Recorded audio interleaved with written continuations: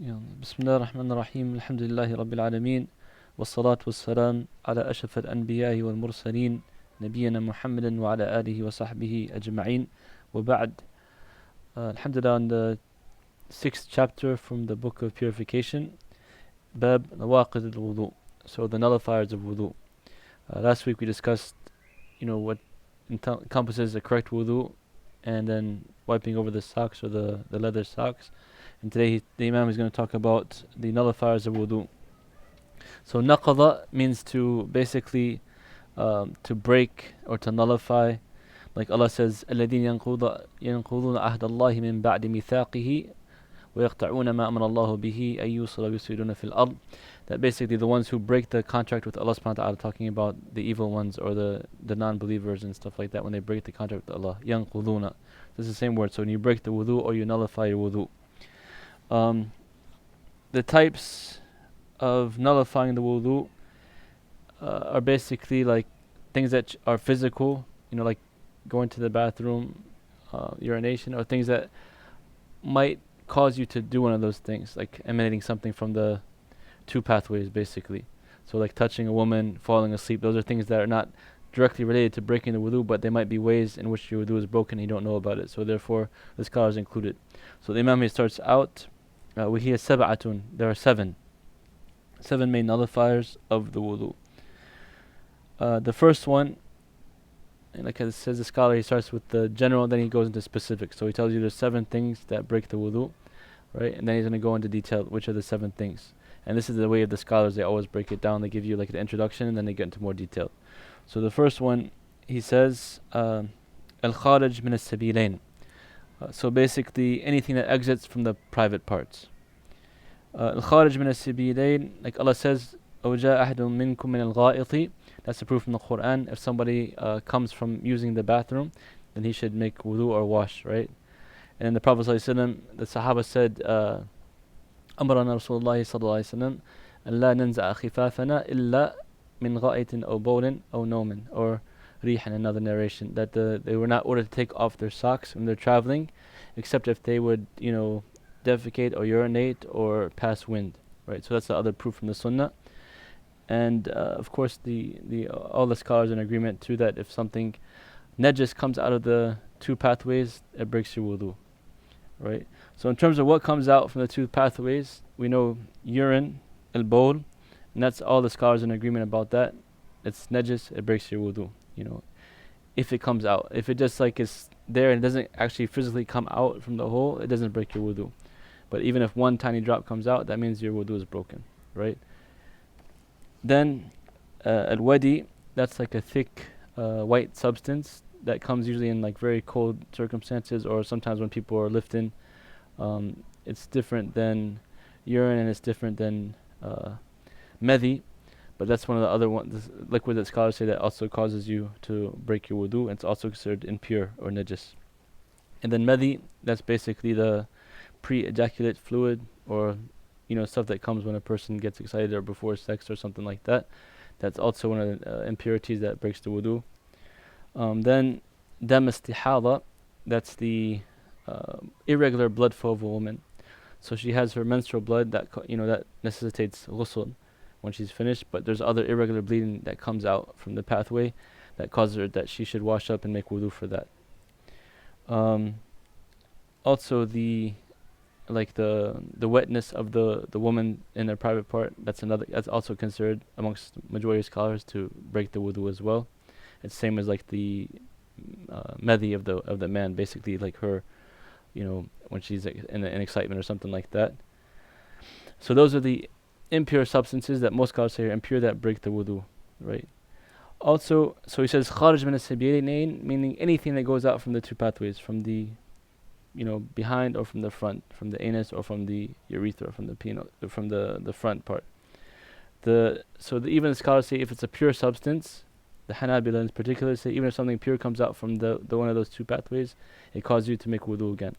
So they say like al-hasa, stones, or dude, like the worms, or sha'r, hair or something like that, irregular, usually purified things, but if they come out from those two ways, it breaks the wudu. The person has to make wudu. Other scholars, other madhab say that if it's not accompanied with any najis, like urine or feces or something like that, it doesn't break the wudu. But the stronger opinion, wallahu alam, or the safer opinion we should say, like the Hanabila says, if anything comes out, regardless if it's pure or impure, you should make wudu.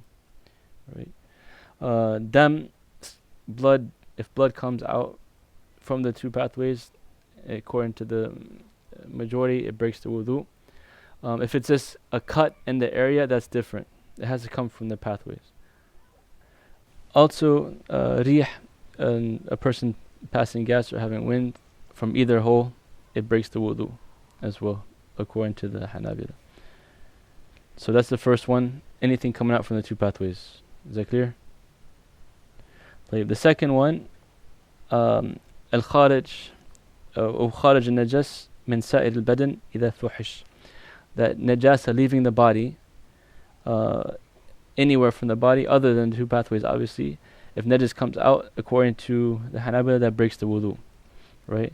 So, what would be an instance of najas coming out of the body other than the two pathways, the normal pathways? An example. Breast milk's not najas. No, I'm just saying, like you mentioned, different pathways or whatever. Yeah, that's a different pathway, but not what I was thinking. So najas has to be impure substance coming out from a other part of the body, not normal. So vomit. Some scholars say vomiting, if the food has been digested, is considered a nullifier of wudu. Some distinguish between the food being digested and not being digested. Like if you just ate something and then you kind of regurgitated it without it being digested fully, some scholars say that doesn't affect you. And if it's a little amount just comes into the mouth, it doesn't affect you. But if you have more than a mouthful or more, and it's come from being like digested already, many scholars say to make wudu from that. And there's a hadith from the Prophet ﷺ. There's a dispute about the issue if it's just washing yourself, cleaning yourself, or is actually making physical ablution. So to be on the safe side and it doesn't cost as much, if you throw up from the digested matter, you should make wudu again. That's a good example. What's another example? Pus, yes.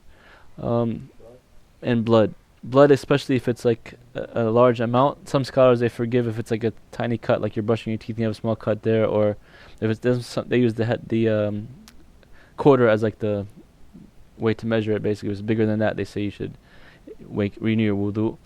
And they say that the impurity of the blood, because the Prophet ﷺ, when he told the woman who had istihada, which is not menstrual blood but the other type of blood, that she should go and clean that and wash up. So scholars derive from that hadith that blood is najis. And also the ayat, قُلْ لَا أَجِدُ فِيمَا أُوحِيَ إِلَيْهِ مُحَرَّمًا على طعام إلا أن يكون ميتة أو دما مسفوحا أو لحم الخنزير. That دما مسفوحا means like blood that's coming out, basically. So some scholars, they say that blood is najis. There's other opinions that say blood is not najis because the Sahaba were in battle and they were bleeding and they were praying and they didn't wash it up. The other scholars go back to them and say, well, the only reason that was because of necessity. They're in the middle of a battle and they don't have the time to go and they don't have the means to make the wudu properly. But in general, if you have the means, you should wash it off of you and you should make wudu and pray again. How about if you donate blood? Does that invalidate? According to the Hanabila, yes, because you're removing a decent amount of blood is coming out. Yes. The Malikiya and the Zahiriya, I think they distinguish, or they kind of go back and forth upon it. Also, in terms of the pure substance coming out from the two holes, they say that doesn't break the wudu, only if it's impure substance. But like I said, it's better sometimes to take the safe opinion to be, at ease, and if we have the choice to do it, inshallah, we should go with the safer opinions. Also, for example, some people, they have what do you call those, colostomy bags? They're not able to use the restroom correctly, so the feces or the impurities come out through the bag, and that's not the normal place, but it's impurity coming out of the body. So therefore, you should have to make wudu when that happens, right? If a person suffers from an illness, like say the woman has a continuous irregular bleeding for some time, or a man, he has like the incontinence, he has like urine is always coming, or even the rutuba or something, you should just wash the area, make wudu, and pray for that salat, right? And if it's very hard for the person, if it's like always happens, sometimes scholars say they can do jama' suri, which is like combining dhuhr and asr. You wait till like the end of dhuhr time and pray dhuhr, and then the beginning of asr time you pray asr. So it's almost like doing jama' to make it easy for an individual that suffers if he needs to, instead of having to wash up every single one. But that's like extraneous circumstances. The third one is زوال العقل إلا النوم اليسير جالسا أو قائما, that the loss of intellect or sanity, except for like a small amount of sleep, and it doesn't matter if you're standing or sitting, for example, right? Because the Prophet ﷺ, when he was falling unconscious, at the end of his days, ﷺ, he used to get up and make wudu or wash up, have a bath made for him and wash up. So the scholars derive from that the loss of intellect, whether it be from deep sleep, unconsciousness, drunkenness, being high, anything like that takes you outside your normal state of mind, you should renew the wudu. If it's something like small amount of sleep, like the Sahaba radiallahu anhum, they were waiting for the Prophet ﷺ after Isha, or for Isha prayer, and it was kind of late, and they were like dozing off, and the Prophet ﷺ came and they prayed. They didn't get up and make wudu. So scholars say that if you have the amount, like you can kind of know what's going on, you're just like dozing off, but you can still know what's going on, then that's okay. Some say that if you had a pencil in your hand and you dropped it, that means that you lost, your control for that time. Then you should renew your wudu. So basically the ability of knowing what's going around, that determines if you should make your wudu or not. So it's not deep sleep. You hear what's going on, you can tell what's going on. That's fine. If you go and you lose it to the point where like you would drop something, or you lost knowledge of what's going around you, then you should renew your wudu. And it's not because sleep is something that breaks the wudu in itself. It's just because something might have happened while you're sleeping or while you lost consciousness, in terms of the things that we just discussed, and you don't know about it. So it's better and safer to make wudu. For somebody who gets seizures, after the seizure he has to make wudu? Yeah, if he lost his consciousness, yeah, he should. And the hadith is وكاء السهي العينان فمن نام فليتوضأ. The Prophet ﷺ said that basically like the tying up of the the backside or the anus is the two eyes. So if they sleep, go and make wudu. Basically meaning that something might have happened while you're sleeping, you're not sure about it, so you should therefore go and make wudu to be on the safe side. The fourth one, لمس الذكر بيده, touching the penis with the hand, or the private part for the woman with the hand directly. Some scholars say, if it has a barrier between you and the thing, like you're wearing gloves or you have pants on or something like that, it doesn't break the wudu. Some scholars say also if you did it without shahwa, without desire or something like that, it doesn't break the wudu. The Hanabila, they say just touching it without a barrier breaks the wudu. Other scholars include also the backside. If you touch the anus part, then it breaks the wudu according to them. So it's a big debate amongst the different madhahib if it breaks the wudu or doesn't break the wudu. But like I said, to be on the safe side, if you touch it, especially if it's with desire or something like that, then you should make the wudu. If you're washing, for example, you're taking a shower and you just got out of the shower and it touches the back of your arm, like here or something like that, that doesn't break the wudu. It means specifically touching the private part with the palm of your hands. So that's number 4. I won't go through the debate about the ones that say that, because there's different ahadith talking about it. That's why the difference of the opinions amongst the scholars. Some say that in the first part it was okay, and then later it became impermissible, or you should make wudu from it. Some say it's just because if you have lust accompanying it, then you should do the wudu from it. But like we said, if you touch it with the palm of your hand, it's best to make the wudu, to renew the wudu. The other one is touching the woman. وَأَن تُمَسْ بَشْرَتُهُ بَشْرَةَ أُنْثَى لِشَهْوَةٍ, that a man or woman, their skin touch each other with lust and desire. The Shafi'iyya, they say that if you touch a woman, without any barrier whatsoever, it breaks your wudu, regardless if it's lust or not. But the Hanabila, the Jumhur, the Hanabila, the Malikiyya, and the Hanafiya say that if you touch the woman with lust, it will break your wudu, but without lust, it doesn't break your wudu. And they have much proof for it, because the Prophet ﷺ, he used to pray, and Aisha radiallahu anha, she would be like sleeping, in his way, and he would move her feet basically, so he can make sujood. So he would touch her while he's praying. If it broke wudu touching a woman, then, you would, that would be right there. Also, the Prophet ﷺ used to kiss his wife sometimes before going to the salat, and it is not reported that he made wudu in between. So the scholars say that in general, if you touch a woman without shahwa, it doesn't break the wudu. If there's a barrier, gloves, clothing, that also does not break the wudu. Yes. Is there a difference between a woman that's lawful for you and that isn't? And other scholars, they say that as well. If a woman is muhram, or if it's like a young girl or like an old woman, something like that, that usually doesn't bring about desires, they say that doesn't break the wudu as well. But usually if it's a woman that would bring about your desires and she's not mahram, right, and you touch her skin to skin, or she touches you skin to skin, that breaks the wudu according to the Hanabila. Right. The Shafi'i, and that's with shahwa, like you have some desire for the woman. If there's no desire whatsoever, like we said, it doesn't break the wudu. Right.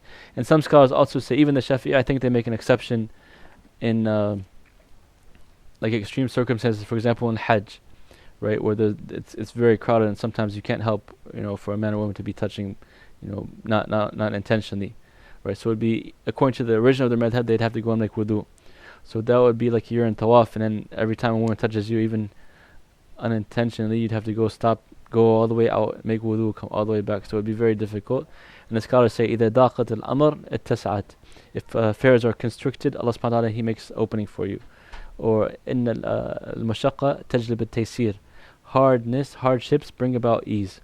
So in this case, I think they make an exception, saying that if you're in certain circumstances where it's almost impossible to escape being touching the opposite sex, it's excused. But in the Hanabila and the other madhab, they say that it has to be with shahwa. If it's not with shahwa, it doesn't break your wudu. Is that clear?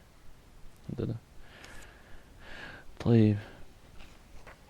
Number 6 is ridda عن الإسلام, the apostasy. Basically, leaving Islam requires to do wudu again. Allah says, وَلَقَدْ أُوحِيَ إِلَيْكَ وَإِلَيْكَ وَلِلَّذِينَ مِنْ قَبْلِكَ لَإِنْ أَشْرَكْتَ لَيَحْبَطَنَّ عَمَلُكَ وَتَكُونَنَّ مِنَ الْخَاسِرِينَ. Allah says that if you commit shirk, Allah will negate all your actions, right? And you'll be of the losers. So the scholars, they interpret from that, if a person leaves Islam, they negated their wudu, they negated their ibadat. So they have to make wudu again if they want to come back to Islam. If they want to do a salah again, they have to make wudu. So that's one of the nullifiers of wudu. The 7th one, وأكل لحم الجزور لما روي عن النبي صلى الله عليه وسلم قيل له أن توضأ من لحوم الإبل قال نعم توضأ منه قيل أفتوضأ من لحوم الغنم قال إن شئت فتوضأ وإن شئت فلا تتوضأ. The eating of camel meat. And this is the only madhab that says that. The Malikiyya and the Shafi'iyya and the Hanafiyya, none of them say that you have to make wudu if you eat camel meat. But the Hanabila say you do because of this hadith. The Prophet ﷺ, he was asked, should we make wudu if we eat the camel meat? And he said yes. Then he said, should we make wudu from eating lamb meat? And he said, if you want, you can make wudu, and if you don't want to, you don't have to make wudu. So the Hanabila derive from this hadith that it's wajib to make wudu from that eating the camel meat breaks the wudu. And there's lots of explanations for why, as like I've heard some interpretations that they are descendants from the jinn or something like that, or it's the type of meat or the reaction that you have from it. But Allah knows best. The main reason is just the Prophet ﷺ said so. That's what we have in this hadith. And so to be safer if you eat camel meat, like I said, according to the Jumhur it doesn't, but according to the Hanabila it does. So you can make the wudu and just to be on the safe side, it doesn't cost you and you get rewards for it, inshallah. So those are the 7 nawaqid or nullifiers of the wudu. And after that he's going to go into what requires major ablution, which is ghusl, which are some other things. But these are the ones that require at least a minor ablution, right? Then he goes, ومن يتيقن الطهارة والشك في الحدث أو تيقن الحدث والشك في الطهارة فهو على ما تيقن منهما. So whoever has certainty that he had ritual purity, tahara, and he doubts that he is in wudu, or he has certainty that he has left ritual tahara, ritual purity, and he's not in wudu, he follows that which he's certain of. So this goes back to the principle, al-yaqinu la yazulu bi-shak. Certainty is not removed by doubt. So say for example, you made wudu, you prayed dhuhr, and then asr time is coming around, and something comes to you like, I don't know if I broke my wudu or not. I know I made wudu, but I'm not sure if I think I broke my wudu, but I'm not 100% sure. According to this principle, what do we do? Whatever you're certain about. Which is, so in this scenario, we said you made wudu, you prayed dhuhr, and then asr time is coming around, and you're like thinking, I know I made wudu, but I think I might have broken it in between. No, you don't. You don't make wudu again because you're certain you made wudu, but you're doubtful if you broke the wudu. So the certainty takes precedence over doubt. So you stay upon your wudu. Alright, say for example, you know you broke the wudu let's say right after Asr, and Maghrib time is coming, and you think, I think I made wudu. I know I went to the bathroom and I'm pretty sure I made wudu. I think I made wudu. What's the situation here? You have to make wudu because you're certain you used the bathroom, but you're not certain that you made wudu, right? But if you have what's called ghalib al-dhann, a preponderance of the evidence, basically, like you're pretty sure, and you have signs that kind of help you to be sure about it, you can use those signs, you can use that preponderance to take certainty for it. Like say for example, you're doubting about how many rak'ahs you prayed. Right, the foundation is if you have doubt in a rak'ah, you count it as it's not there and you make it up because you were certain of, and you make up the one that you're doubtful from. But say you're doubting it, but then you remembered you recited a certain surah that you always recite in the second rak'ah. So therefore your knowledge of doubt, your doubt has been removed somewhat or a lot basically, so you can build upon that and use that as like an evidence to help you go along and be certain, right? So basically anything from 51% up to 99% is like preponderance. So if you have like a strong more than 50% up to that, you can take that into precedence. You can weigh it together. So if you have 100% certainty of one and it's less than 100% for the other, you take the 100% obviously. But if it's like 50-50 and you have the other proofs to help you along, you can use that other proofs to put you up to the level of yaqeen or certainty. Yes. So say you thought you had wudu and then you just went and prayed and then you remembered, oh, I did this and I did not have wudu. You would have to make up, say the prayer, for example, right? Yeah, you'd renew your wudu and renew the salah. Make up the salah. Yeah. So that is the chapter of Nawaqid al-Wudu, the nullifiers of wudu, alhamdulillah. You said you have some questions, or you got them all? Yeah, and not related to what we spoke about. Okay. Do you have any questions on what we talked about? Yeah, first. Just about the whole like shaking hands with women. So, is there anything that says it's haram to shake a hand with a woman? There are some narrations that say that it's like the Prophet ﷺ never did so. Those are authentic narrations. And there's another narration that has like a kind of a severe warning, but some scholars say that's not authentic, right? So it's kind of like a ijtihadi issue in a sense.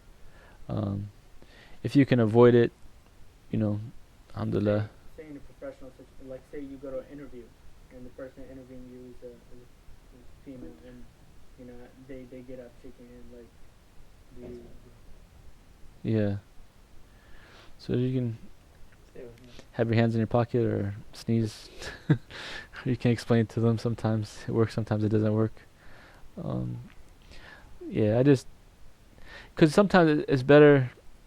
Like the Prophet ﷺ, he said, الحلال بين والحرام بين وبينهما أمور مشتبهات لا يعلمهن كثير من الناس. Like the halal is clear and the haram is clear, and in between are a lot of affairs that many people don't know about, like the gray area, right? مَتَّقَى شُبَهَاتٍ فَقَدِ اسْتَبْرَأَ لِدِينِهِ وَعِرْضِهِ. Whoever stays away from that area has saved his deen and his honor, right? So in general, sometimes when there's like doubtful matters, like some scholars say this is haram and some say it's makruh, like if you can avoid it, it's better, right? Or some scholars say this is wajib and some say it's mustahab.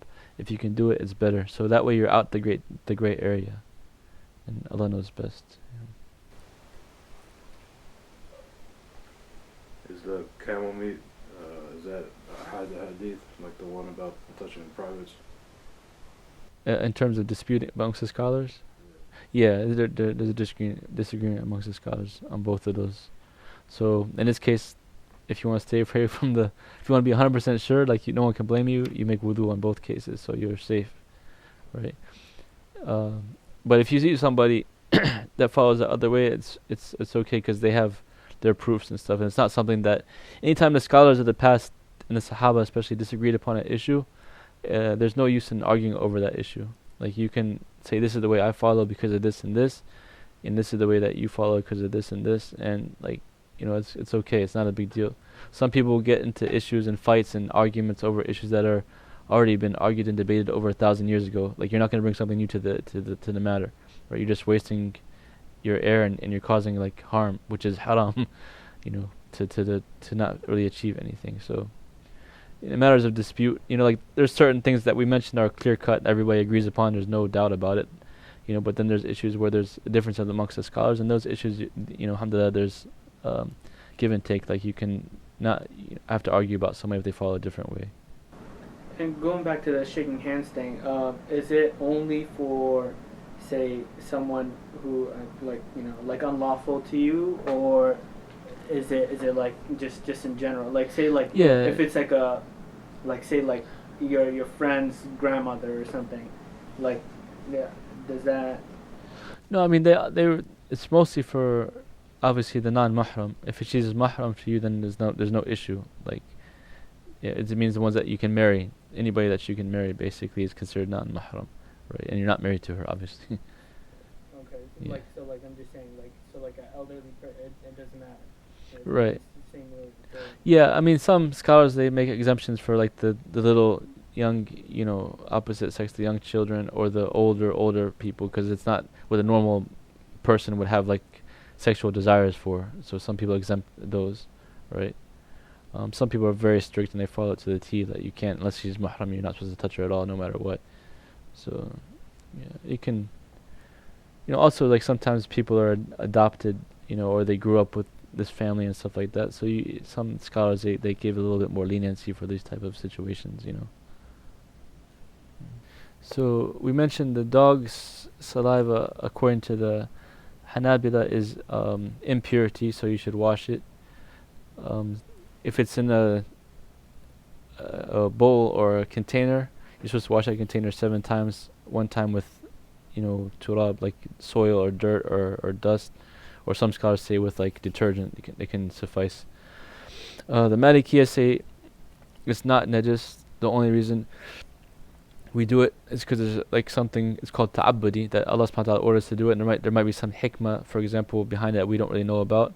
Some scholars say there's like some certain type of germs that need to get killed from it, that's why, with the bowls in specific.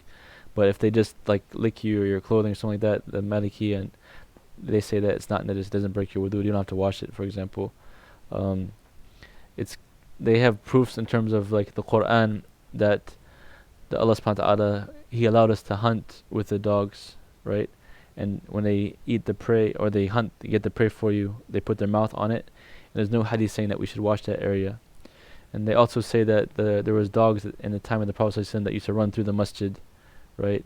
And it's very hard to imagine that they didn't touch it with their tongue, or even sometimes using the restroom in the area, for example, or at least rubbing their bodies up against the walls, or to the buildings.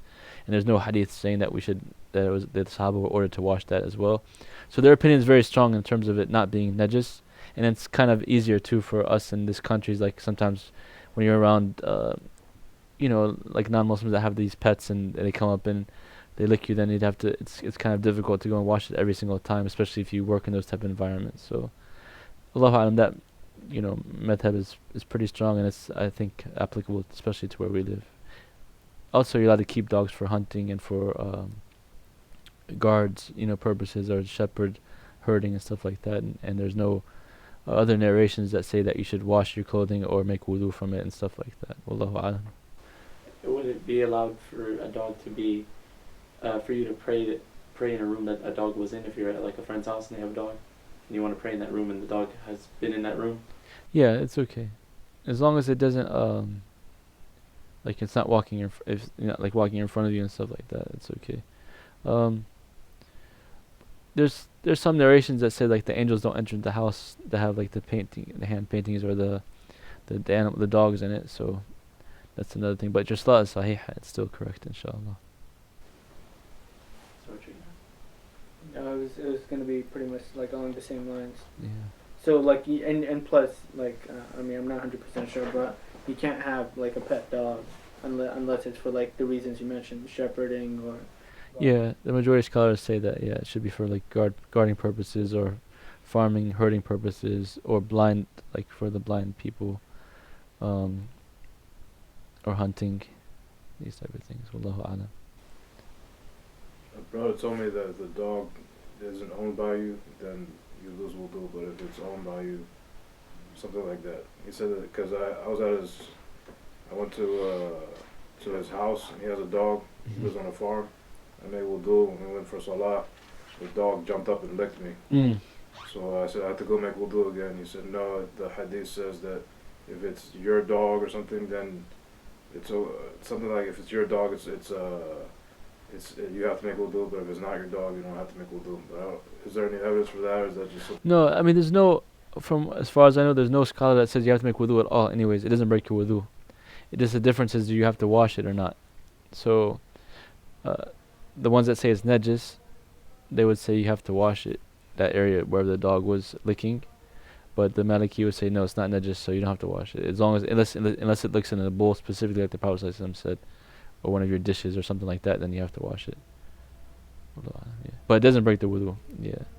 In general, most things it's like coming out of the body that break the wudu, and we said the exemptions, for example, like the touching part. The only reason those are listed as the nullifiers of wudu is because usually with the touching accompanies something coming out of the body. So the pre-ejaculate fluid, usually like if a person has some exciting, he has that desire for a girl that comes out. That's why they say that you have to make wudu when that happens, or touching the private part with lust, something like that. But in general, just touching the private part or touching a woman with no lust accompanying whatsoever, nothing comes out, that doesn't break the wudu in of itself, right? So the outward things don't generally break the wudu. So a dog touching you or walking past you won't break your wudu. So I was going to ask, say like, what is say like you making changes to your body? Like I know like people like who get liposuction, or say like, say like how you can shrink your stomach, like they cut like your stomach and it becomes smaller so you lose weight or something. What's like the ruling or like the evidence behind that? That you can't do that? Yeah, like that you cannot or you can.